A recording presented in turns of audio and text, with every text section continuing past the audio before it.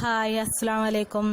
എല്ലാ കൂട്ടുകാർക്കും എന്റെയും എന്റെ കുടുംബത്തിന്റെയും ചെറിയ പെരുന്നാൾ ആശംസകൾ.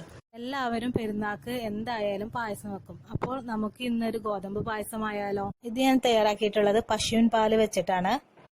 അപ്പോൾ ഇനി ഇതിലേക്ക് എന്തൊക്കെ വേണ്ടെന്ന് നോക്കാം. ഞാൻ പായസം തയ്യാറാക്കാൻ വേണ്ടിയിട്ട് നുറുക്ക് ഗോതമ്പാണ് എടുത്തിട്ടുള്ളത്. ഇത് കടയിൽ നിന്നൊക്കെ നമുക്ക് വാങ്ങാൻ കിട്ടും. ഇതിൽ 1 കപ്പ് ഗോതമ്പാണ് എടുത്തിട്ടുള്ളത്. ഇത് ആദ്യം കഴുകിയിട്ട് ഒന്ന് വെള്ളത്തിൽ ഇട്ട് വെക്കണം. അരമണിക്കൂർ ഞാനിത് കുതിർത്തി വെച്ചിട്ടുണ്ട്. പിന്നെ ഇതിലേക്ക് വേണ്ടിയിട്ട് ഞാൻ 6 അച്ച് ശർക്കരയാണ് എടുത്തിട്ടുള്ളത്. ചെറിയ ജീരകം, ഇഞ്ചി എന്നിവ എടുത്തിട്ടുണ്ട്. ഇത് രണ്ടും ഞാൻ പായസം തയ്യാറാക്കിയതിന് ശേഷം അതിലേക്ക് ഇട്ട് കൊടുക്കാൻ വേണ്ടിയിട്ടാണ്. ചെറിയ ജീരകം ആദ്യം വറുത്തെടുക്കണം.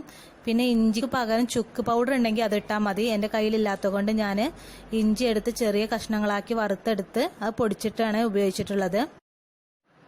പിന്നെ നെയ്യിൽ വറുത്തെടുക്കാൻ വേണ്ടിയിട്ട് അണ്ടിപ്പരിപ്പ്, മുന്തിരി എന്നിവ എടുത്തിട്ടുണ്ട്. ഏലക്ക ഗോതമ്പിന്റെ കൂടെ തന്നെ വേവിച്ചെടുക്കുകയാണ് ചെയ്യുന്നത്. പായസത്തിന് വേണ്ടി 1/2 ലിറ്റർ പശുവിൻ പാലാണ് എടുത്തിട്ടുള്ളത്. പിന്നെ ഇതിലേക്ക് കുറച്ച് ഉപ്പും കൂടെ ഞാൻ വേവിച്ചുമ്പോൾ ചേർത്ത് കൊടുക്കുന്നുണ്ട്.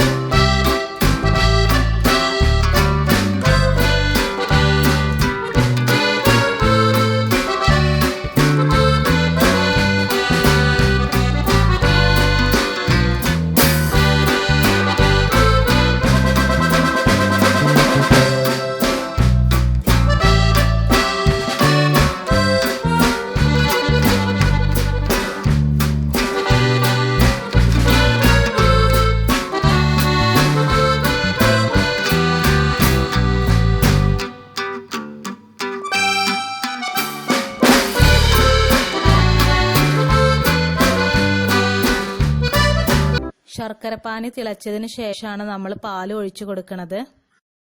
അണ്ടിപ്പരിപ്പും മുന്തിരിയും വറുത്തെടുക്കാൻ വേണ്ടിയിട്ട് ഞാൻ നെയ്യാണ് എടുത്തിട്ടുള്ളത്. ഗോതമ്പിലേക്ക് 1/2 ലിറ്റർ പശുവിൻ പാലാണ് ചേർത്ത് കൊടുത്തിട്ടുള്ളത്. ഇത് തിളച്ചതിന് ശേഷം നമ്മൾ മുമ്പ് വറുത്തെടു വെച്ച ഇഞ്ചി, ചെറിയ ജീരകം പൗഡറും കൂടെ ഇട്ട് കൊടുക്കണം. ഇത് ചേർക്കുമ്പോൾ നല്ലൊരു സ്മെല്ലായിരിക്കും പായസത്തിന്, നല്ല ടേസ്റ്റ് ഉണ്ടാവും. ലാസ്റ്റ് ഇതിലേക്ക് അണ്ടിപ്പരിപ്പും മുന്തിരിയും കൂടെ നെയ്യിൽ വറുത്തെടുത്ത് ചേർത്ത് കൊടുക്കാം. ഗോതമ്പ് പായസം തയ്യാറായിട്ടുണ്ട്. എല്ലാവർക്കും ഇത് ഇഷ്ടപ്പെടുന്നു വിചാരിക്കുന്നു. എന്റെ വീഡിയോസ് എല്ലാവരും കാണണം, ഷെയർ ചെയ്യണം, ലൈക്ക് ചെയ്യണം. സബ്സ്ക്രൈബ് ചെയ്യാത്തവരുണ്ടെങ്കിൽ സബ്സ്ക്രൈബ് ചെയ്യണം.